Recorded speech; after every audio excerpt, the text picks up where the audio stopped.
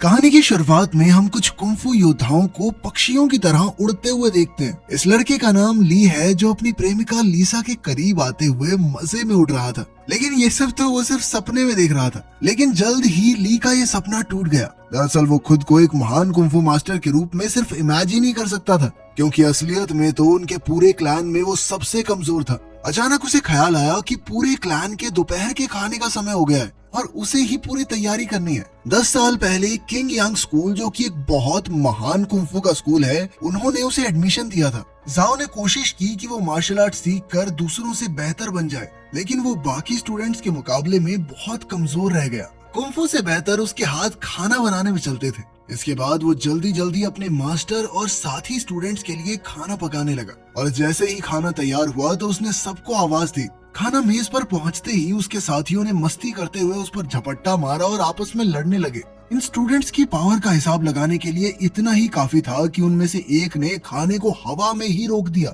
थोड़ी देर बाद मास्टर की पत्नी सुरु आई और उसने हमला करके उसे जमीन पर गिरा दिया। फिर जब मास्टर की एंट्री हुई तो सभी एकदम डिसिप्लिन में शांति से बैठ गए। स्टूडेंट्स को अब सिर्फ नॉर्मल चावल खाने पड़े, क्योंकि ली के तैयार किए हुए खाने को तो वो बर्बाद कर चुके थे। अचानक से मास्टर ने ली से पूछा कि भाई खाना तो ठीक है, तेरी ट्रेनिंग कैसी चल रही है? ली बड़ी खुशी से बताने लगा कि मैं पहले लेवल को बस पार करने ही वाला हूँ, जिस पर उसके साथियों ने तुरंत उसकी वाहवाही शुरू कर दी। लेकिन मास्टर को यकीन नहीं हुआ और उसने ली को आगे बुलाकर उसके शरीर की ऊर्जा को जांचने का फैसला किया।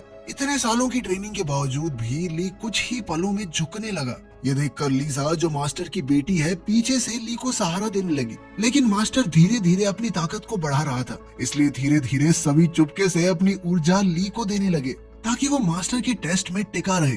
लेकिन मास्टर को उनकी ये चाल समझ आ गई और उन्होंने एक ही झटके में सबको हवा में उछाल दिया। इसके बाद उन्होंने ली को पहला लेवल क्लियर करने में नाकामयाब बताया। इसके बाद हम देखते हैं कि लीसा चुपके से उसकी ट्रेनिंग में मदद करती थी। उन्हें छुप छुपा कर करना पड़ता था, क्योंकि किंग यांग स्कूल में किसी दूसरे मास्टर से सीखना अलाउड ही नहीं था।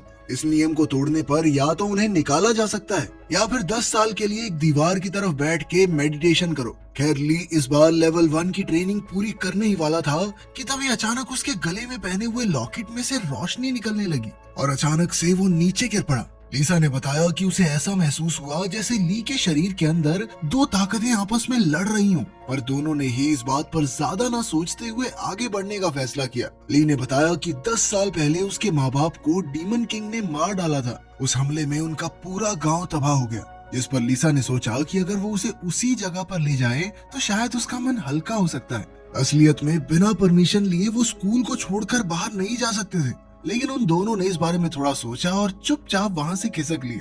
वो जल्द ही उस सुनसान गांव में पहुंचे। वहाँ पहुंचते ही ली को उस दिन की याद आई जब पूरा गांव नष्ट हो गया था। ली और उसका दोस्त जिन यू घर लौट रहे थे कि तभी उन्होंने पूरे गांव को बिजली और तेज रोशनी से घिरा हुआ देखा। तभी अचानक उनके सामने से मुखौटा पहने हुए एक आदमी गांव के सबसे ताकतवर मार्शल आर्टिस्ट का पीछा कर रहा था। ली और जिन यू इस लड़ाई के बीच में फंसकर बेहोश हो गए। जब ली को होश आया तो लड़ाई अब भी चल रही थी।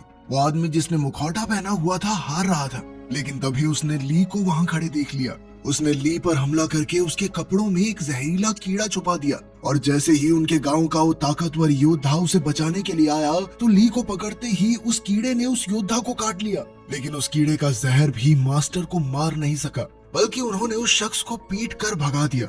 एक जोरदार धमाके के बाद ली और जिन यू ने जब गांव में लौटकर देखा तो उनको सभी लोग मरे हुए मिले। दुख के मारे वो दोनों रोते रहे। थोड़ी देर बाद ली का मास्टर अपनी बेटी लीसा के साथ वहां आया और उसे अपने साथ ही ले गया। इस दौरान किंग यांग स्कूल में सारे 7 मास्टर मिलकर आपस में एक मीटिंग कर रहे थे। हर 60 साल बाद सारे मास्टर अपने स्टूडेंट्स के बीच एक कंपटीशन रखते थे, ताकि ये तय किया जा सके कि आखिर कौन सा मास्टर सबसे ज्यादा ताकतवर योद्धाओं को तैयार कर सकता है। इस कंपटीशन में जीतने वाले को महासेना नायक बना दिया जाता। किंग यांग स्कूल के नीचे एक पुराना दुश्मन बसा हुआ था और एक मास्टर को लग रहा था कि डीमंस अपनी संख्या बढ़ा रहे हैं, इसीलिए ये टूर्नामेंट एक तरह की ट्रेनिंग भी है ताकि सभी स्टूडेंट्स दुश्मनों से लड़ना सीख जाएं। इसके बाद हम देखते हैं कि कुछ स्टूडेंट लड़के छुपकर शाओजू क्लैन के स्टूडेंट्स, जो कि आमतौर पर लड़कियां ही होती थी, उन्हें ट्रेनिंग करते हुए देख रहे थे। वहाँ एक से बढ़कर एक लड़की थी, तो लड़कों ने तो गेड़ियां मारनी है, लेकिन सभी का ध्यान लड़कियों में से सबसे ज्यादा ताकतवर सूखी पर पड़ा।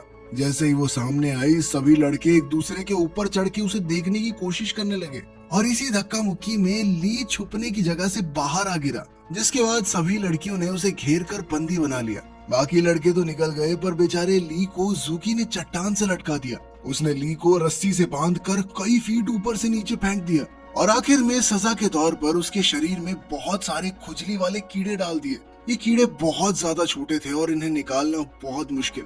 ली के दोस्तों ने कीड़े निकालने की बहुत कोशिश की, लेकिन वो बहुत ज्यादा थे, तो उन्होंने सोचा कि ली को गर्म बर्तन में बंद कर देते हैं। किस्मत से सही समय पर लीजा वहां पहुंच गई और उसे बचा लिया। उसने उसे बर्तन से बाहर निकाला और खुद उसका इलाज करने लगी। ली तो पहले ही मन उसे बहुत पसंद करता था और उसकी इस हरकत को देखकर तो उसका प्यार और ज्यादा बढ़ गया। उसने सोच लिया कि वो मेहनत करेगा, ताकतवर बनेगा और फिर जाके कभी अपना प्यार जाहिर करेगा। अगली सुबह ली एक झील के पास रुककर वहां मौजूद ड्रैगन से सलाह मांगने गया। वो उसके लिए खाना भी लाया था और पूछ ही रहा था कि लीजा से आखिर कैसे बात करे। टूर्नामेंट में अब कुछ ही दिन बचे थे, तो अब लीजा चुपके से अपने पिता के कुछ खुफिया स्क्रोल चुरा लाई, जो उसने ली को दे दिए ताकि वो जल्दी से ज्यादा ही ताकतवर बन जाए। वो तुरंत ट्रेनिंग करने लगा, पर जैसे ही वो ट्रेनिंग का पहला लेवल पार करने वाला था, दो अलग अलग मास्टर्स की आवाज उसके दिमाग में कुछ कुछ कहने लगी और उसके गले में वो ताबीज गर्म होकर उसे दर्द देने लगा। ये नेकलेस उसे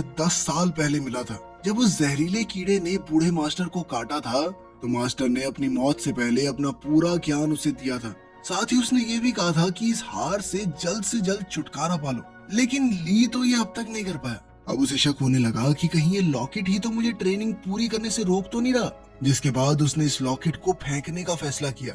वो सबसे ऊंची चट्टान पर गया और अब वो लॉकेट फेंकना चाहता था, लेकिन एक बंदर उसे छीनने के लिए वहां आ गया। ली तुरंत वहां से भागा, लेकिन बंदर उस पर लगातार पत्थर फेंकता रहा। अंत में ली नदी में गिर गया। वो ऊपर तैरने लगा, पर पत्थर उसे और गहरा खींच रहा था। नीचे कुछ रहस्यमयी सी चमकती हुई रोशनी दिख रही थी, लेकिन जाने से पहले पत्थर ने अपनी दिशा बदल दी और उसे वापस ऊपर ले आया। बंदर ने वो लॉकेट चुराने के लिए उसके हाथ पर काट लिया, जिसके बाद ली ने उसे दूर धकेल दिया। जैसे ही ली का खून उस लॉकेट पर लगा, तो झील के नीचे से एक छड़ी बाहर आई। आसमान में अंधेरा छा गया और अब वो छड़ी हवा में तैर रही थी। ली के गले का वो लॉकेट अब अचानक से दोबारा बहुत ज्यादा गर्म होने लगा, जिसके बाद जल्द ही वो जाकर छड़ी के साथ पूरी तरह फ्यूज हो गया, मानो ये हमेशा से एक ही चीज हो। सभी सातों मास्टर आसमान को इस तरह देखकर हैरान रह गए। वो समझ गए थे कि ब्लड सकिंग पर्ल नाम का एक खतरनाक हथियार फिर से जाग उठा है। ये ब्लड सकिंग पर्ल असल में डीमन किंग का हथियार था, जो उससे छीन कर कहीं कैद कर दिया गया, और तभी से डीमन किंग उसे ढूंढ रहा है। अब जब ये छड़ी फिर से प्रकट हुई है, तो हो सकता है कि वो धरती से बाहर आकर इसे हासिल करने की कोशिश करे। इसके बाद छड़ी अचानक से ली के पास चली गई। उसने बंदर को बचाया और वहां से जाने ही वाला था कि तभी मुखौटा पहने हुए एक औरत आई और छड़ी छीनने की कोशिश करने लगी। ली को ज्यादा लड़ना तो नहीं आता था, लेकिन वो उस लड़की को जैसे तैसे संभालता रहा, जब तक जूकी और लीसा ने वहां पहुंचकर उस अजनबी को भगा नहीं दिया। थोड़ी देर बाद जब ली लीसा को सब कुछ समझा रहा था, तो उसने देखा कि काटने का निशान उसके हाथ से गायब हो गया। उस रात वो अजनबी औरत एक बार फिर से ली के कमरे में वो छड़ी चुराने आई, लेकिन मुसीबत तो तब शुरू हुई जब वो छड़ी लेकर जाने लगी। छड़ी अब न जाने कैसे अपने नए मालिक से चिपक चुकी थी, जिसके बाद लड़की ने सोचा कि इसको मार के छड़ी हासिल कर लेते हो, लेकिन छड़ी ने ली की रक्षा करते हुए उस लड़की को बेहोश कर दिया। अगली सुबह ली उसे अपने बिस्तर पर देखकर घबरा गया। वो उलझन में था, लेकिन उस औरत ने कहा कि तुमने मेरे साथ कल रात को सब कुछ कर लिया, अब मुझे कम से कम ये छड़ी तो दे दो। ली उसकी बातों में आकर वो छड़ी देना चाहता था, पर छड़ी हर बार उसके पास वापस आ जाती। परेशान होकर वो लड़की बिना कुछ बोले वहां से निकल गई। जल्द ही हमें पता चला कि वो छड़ी तो ली से बात भी कर सकती थी। अगले दिन दूसरे मास्टर्स के स्टूडेंट्स भी स्कूल में पहुंच गए और अब टूर्नामेंट जल्द ही शुरू होगा। उनमें से एक ली का पुराना दोस्त था, जो एक दूसरे मास्टर के पास ट्रेनिंग करके एक बहुत ताकतवर योद्धा बन चुका था। जब उसे पता चला कि 10 साल बाद भी ली ट्रेनिंग का पहला पड़ाव पार नहीं कर पाया, तो वो कहने लगा कि भाई तेरा मास्टर ही बेकार है, उसने तुझे ठीक से सिखाया ही नहीं होगा। एक दिन ली अपना कुछ काम कर रहा था, जब उसने याओ को फूलों के खेत में देखा। वो चिल्लाकर उससे बोला कि फूल मत तोड़ना, उनको दर्द होगा, ठीक है। तभी अचानक बहुत से घुड़सवार योद्धा वहां पहुंच गए। लड़की ने ली को गिराकर उसे चुप रहने को कहा, और जब वो नहीं रुका तो उसे चूम लिया। उनके जाने के बाद याओ उसके आसपास छड़ी ढूंढने लगी, और ली ने कहा कि मैं तो उसे घर छोड़ के आया हूँ, जिसके बाद उसने ली को चांटा दिया और वहां से चली गई। लेकिन छड़ी अपने आप ही ली को बचाने के लिए उसके पास आकर खड़ी हो गई थी। बाद में जब ली अपना काम करके स्कूल में वापस पहुंचा तो उसने लीसा को एक दूसरे स्टूडेंट के साथ चिपका चिपकी करते हुए देखा। लीसा ये भी नहीं जानती थी कि ली उससे प्यार करता है, तो वो अनजाने में उसके सामने ही अपने प्रेमी की बातें करती रहती। मेरा बॉयफ्रेंड तो ऐसा है, वो ऐसा है, वो ऐसा करता है, ऐसा करता है। ली चुपचाप उसकी बातें सुनकर मुस्कुरा तो रहा था, लेकिन अंदर ही अंदर बेचारा टूट रहा था। अपना गुस्सा निकालने के लिए वो पास की एक चट्टान पर जाकर जोर जोर से चिल्लाने लगा, लेकिन उसके दोस्तों ने उसे सुन लिया, जिसके बाद वो शर्म के कारण वहाँ से भाग गया। भागते हुए उसे कुछ लोग उसका पीछा करते दिखे। तभी याओ उससे मिली। दोनों एक गुफा में छुप गए जहाँ ली ने उस लड़की से सवाल किए। वो अपने मास्टर से छुप रही थी क्योंकि उसने एक नियम तोड़ा था। बातें करते वक्त वो कई बार छड़ी को छीनना चाहती थी, लेकिन उसका बस नहीं चला। गुस्से में आकर उसने अपना हथियार निकाला, लेकिन इससे पहले कि वो हमला करती, छड़ी ने खतरा महसूस करके उसे बेहोश कर दिया। ली को कुछ समझ नहीं आ रहा था, लेकिन वो तो उससे अच्छे से पेश आया। फिर कुछ देर बाद वो खाना लेने बाहर गया। वापस आया तो उसने देखा कि लड़की कुछ पका रही थी। पहले पहले उसे लगा कि कहीं उसने उसका बंदर तो नहीं पका दिया, लेकिन वो तो जला हुआ खरगोश था। जिसके बाद ली ने एक और खरगोश को छड़ी पर पकाया। लड़की ने उसे चक्कर कहा कि उसे अपनी माँ के पकाए हुए गोश्त की याद आ गई। ली के मन में ज्यादा चालाकी नहीं थी और ये देखकर लड़की ने उसे अपनी माँ की मौत और एक ऐसी जगह पर जीने की इच्छा जाहिर की जहाँ उनको कोई न ढूंढ पाए। आखिरकार टूर्नामेंट का दिन आ ही गया। हर मास्टर के 7 स्टूडेंट्स को चुना गया था, जो आपस में लड़कर फैसला करेंगे कि आखिर नंबर 1 कौन है। इस टूर्नामेंट में अब टोटल 49 स्टूडेंट्स थे, तो ये फैसला किया गया कि जिसके हाथ में भी नंबर 1 बॉल आएगी वो सीधा अगले पड़ाव में पहुंच जाएगा।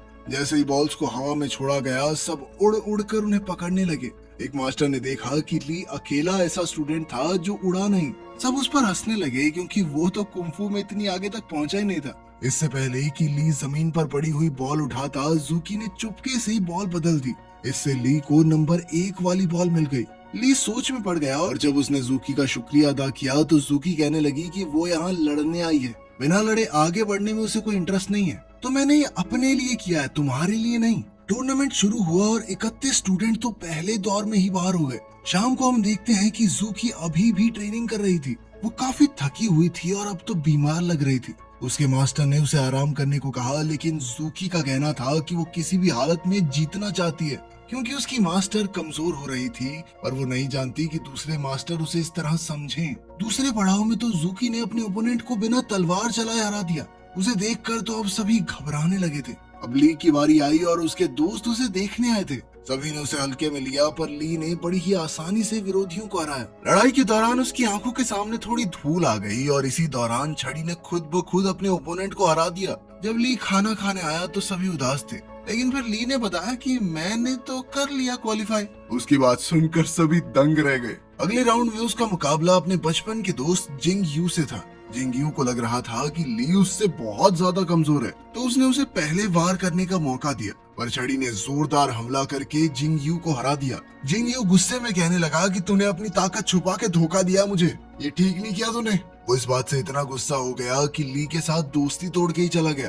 रात को ली का बंदर उसे उन्हीं महिला योद्धाओं के इलाके में ले गया, जहाँ जूकी नदी किनारे बेहोश पड़ी थी। ली ने उसे उठाया और देखा कि वो काफी कमजोर हो गई थी। उसने जूकी को सलाह दी कि टूर्नामेंट छोड़ दो, पर जूकी ने कहा कि वो किसी भी हालत में इस टूर्नामेंट को जीत कर ही रहेगी। अगले दिन सभी स्टूडेंट्स और उनके मास्टर्स ली और जूकी के फाइनल मुकाबले के लिए जमा हुए, लेकिन आज ली के पास अपनी छड़ी नहीं थी, क्योंकि कल जिंग यू के गुस्सा करने के बाद उसे बहुत बुरा लगा और उसने छड़ी को ही फेंक दिया। छड़ी के बिना ली शुरुआत में ही बहुत घायल हो गया, लेकिन जब जूकी ने उसे सरेंडर करने को कहा तो वो नहीं माना। वो अपनी आखिरी सांस तक लड़ने को तैयार था, क्योंकि सभी लोग हमेशा उसे नाकारा समझते थे। टूर्नामेंट को खत्म करने के लिए जूकी ने अपनी तलवार निकाली, पर अचानक से छड़ी लौट आई, क्योंकि वो अपने मालिक को मरते हुए नहीं देख सकती थी। छड़ी को छूते ही ली के घाव तुरंत ही भर गए। इसके बाद छड़ी एक के बाद एक जूकी पर जबरदस्त हमले करने लगी, पर ली ने जूकी की नाक से खून बहता देखकर उसे रोक दिया।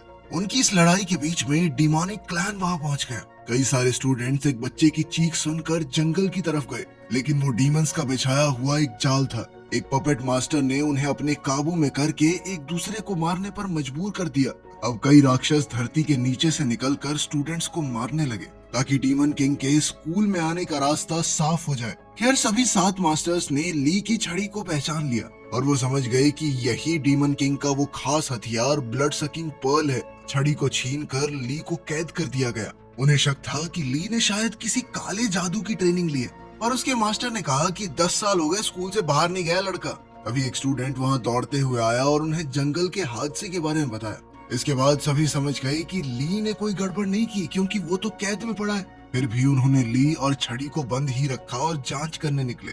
याओ मौका देखकर ली को छुड़ाने के लिए पहुंची, लेकिन वो वहां से भागने नहीं चाहता था, क्योंकि उसे डर था कि अगर वो भागा तो सारा इल्जाम उसके ऊपर आ जाएगा। लेकिन फिर याओ को उसे बेहोश करके वहां से ले जाना पड़ा। छड़ी ली को बचाने के लिए सामने आई तो याओ ने उसे समझाया कि मैं तेरे मास्टर को कुछ नहीं कर रही, मैं तो उसे बचाने आई हूँ। जिसके बाद छड़ी भी याओ की मदद करने लगी, लेकिन याओ झूठ बोल रही थी और वो उसे अपने पिता के पास ले गई, जो डीमन मास्टर निकला।